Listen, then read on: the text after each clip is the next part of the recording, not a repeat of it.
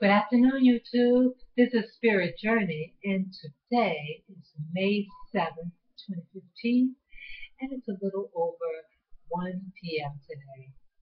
And I have some questions that I was asking myself. One of the questions was stemmed from a YouTuber. I can't remember her channel name, but her focus is on the Anunnaki and life stories. And as she was talking, she was making mention about the gods of Canaan, ancient Canaan, and she was also mentioning the god Enlil. And the discussion made me think about okay, because there's so much opposition, you know, and I started thinking how perhaps this story might be related to uh, blacks that blacks or Africans that are living all over the world, and in particular the United States, and why the condition of many blacks in the Americas are one of oppression and a lot of poverty and a lot of social unrest, and why historically Europeans um, have been very antagonistic upon these people. And it always troubled me, being that I lived in New York City. And growing up, there was always a lot of racial tension uh, with, within black and white communities. So when I started listening to this YouTuber discuss about the so-called gods of the Bible, then I felt that I was seeing a correlation, like the god of the Canaanites. Okay, this god was the god El, and I think they also had Baal, you know, and then you have the ancient Hebrews, who biblically is said to enter into the land of Canaan and brought in their god system.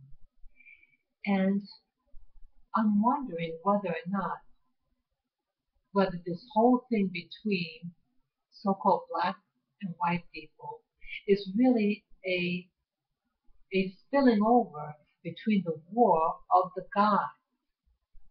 You know, the gods of the Canaanites who are descendants of Ham, according to the Bible. And then you have the god of the ancient Hebrews, which is the god YHWH, some people would call it Yahweh or Jehovah, and that all this tension and fighting and discrimination against black people is is is this what it's all about? It's all about is it all about a turf war? Turf meaning okay, even though we may not be, blacks in the Americas, even though we're not living in Africa, but descendants of Japheth and what's the other family name?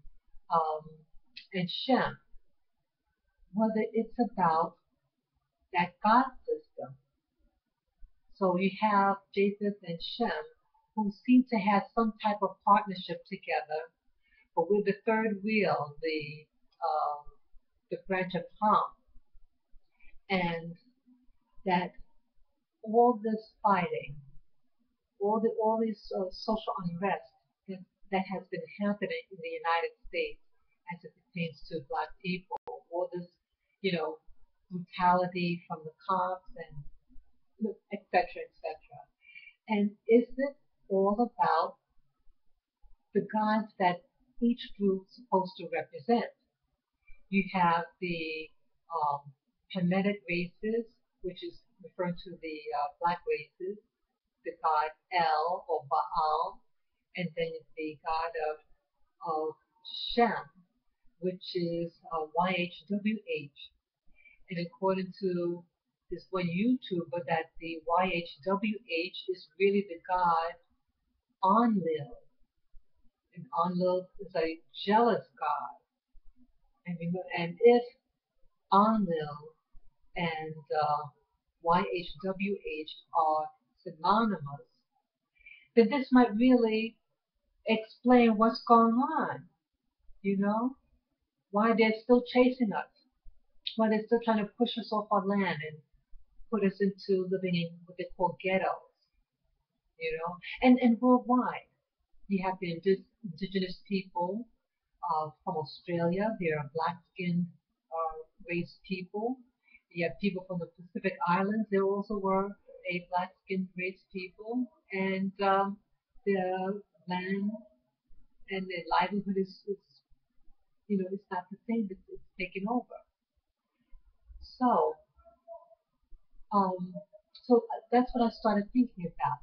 Maybe this whole system, what's going on, is just a continuation between the jealous god Enlil, aka Jehovah, aka YHWH, and that god is against the god El, the god of the Hamitic races.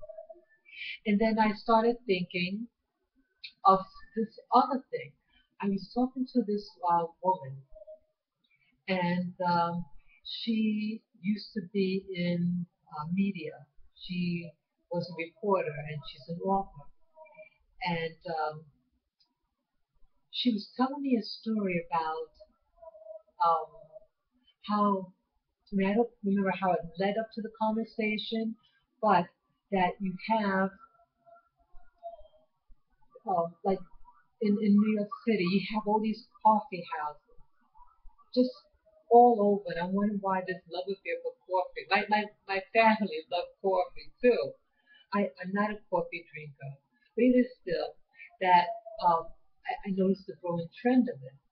And then the person who I'm talking to mentioned that you have you, that she had the opportunity to interview this um, person who um, this person did a study. They were wondering why in Japan they couldn't sell their coffee. So they had someone sent over there to interview the people of that culture. And they had them all in a room at a table, and they asked the question, why don't you want to, why don't you drink coffee? And then the person also responded, okay, then they removed the table and they just had like an open circle for them to, and to talk, and they asked the same question, and then they asked the question a third time. This time they're sitting on the floor, and then finally the response was, oh well, our ancestors and our parents drink tea.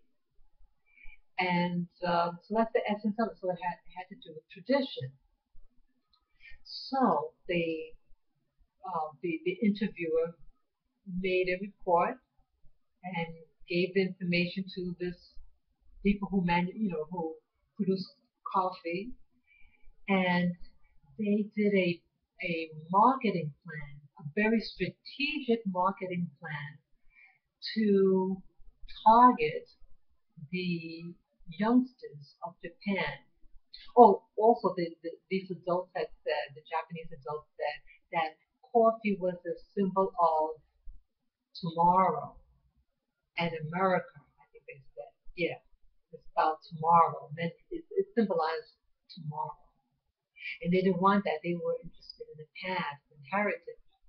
So the coffee producers um, did a marketing plan, targeted the kids that coffee was a thing of the future, and why think like your parents? You're the future generation, and you know what they what happened? That this now youngsters of Japan are adults now, and they all drink coffee. And I said, wow, you know. So what do these two things have in common? The about the the god El and the god Enlil. And then what about coffee? What do these things have in common?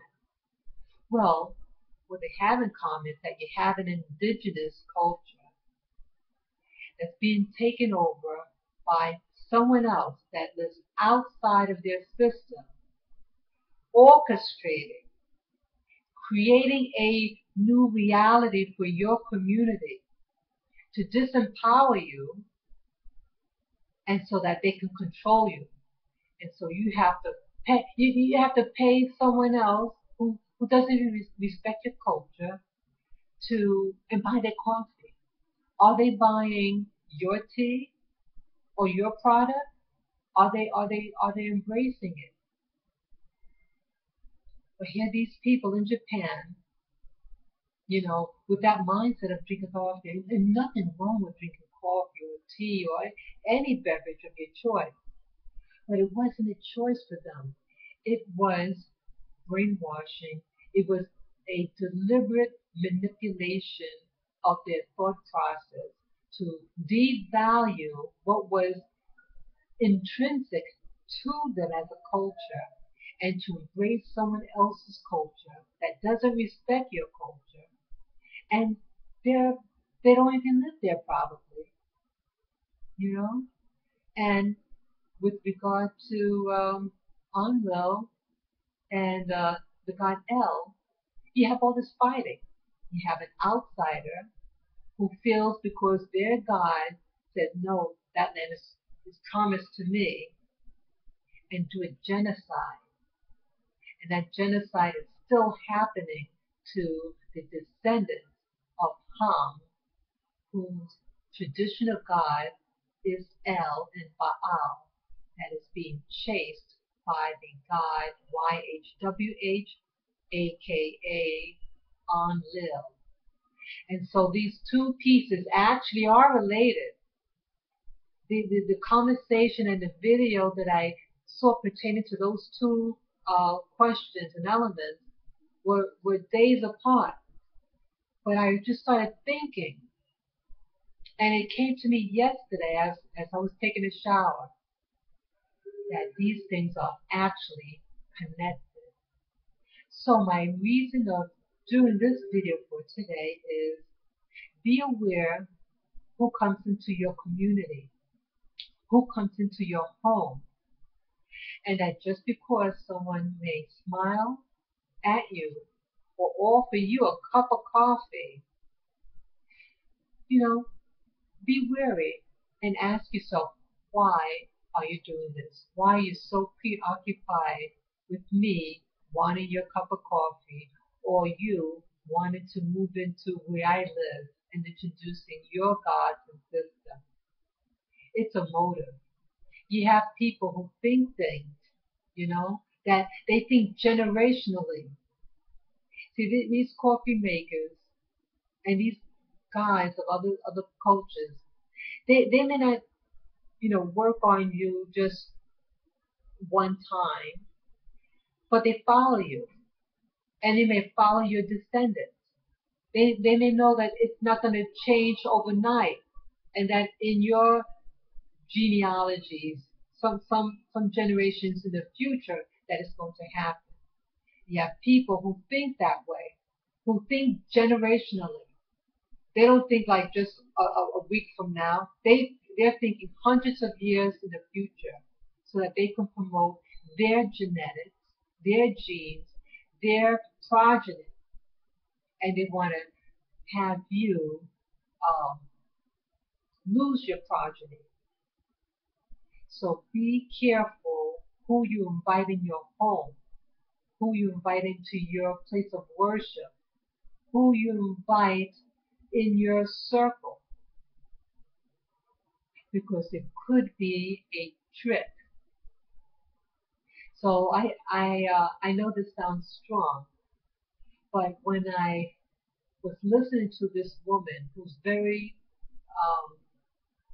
knowledgeable, she was a professional news reporter, and she knows a lot of people who are in certain industry, and it's just so happy she shared the story with me, but it gave me chills up my spine because that you have a group, and it could be any group. This is just one specific group, but it could be any group doing the same type of thing, the same MO, and it's to control you. So you put all your resources, you're paying your money to them. You're not paying money to yourself or to your community or your community's interest to perpetuate your culture and your standards. So that's all I want to share for now. And so feel free to subscribe, share with your friends, and please like. So take care and enjoy the rest of your day. See you.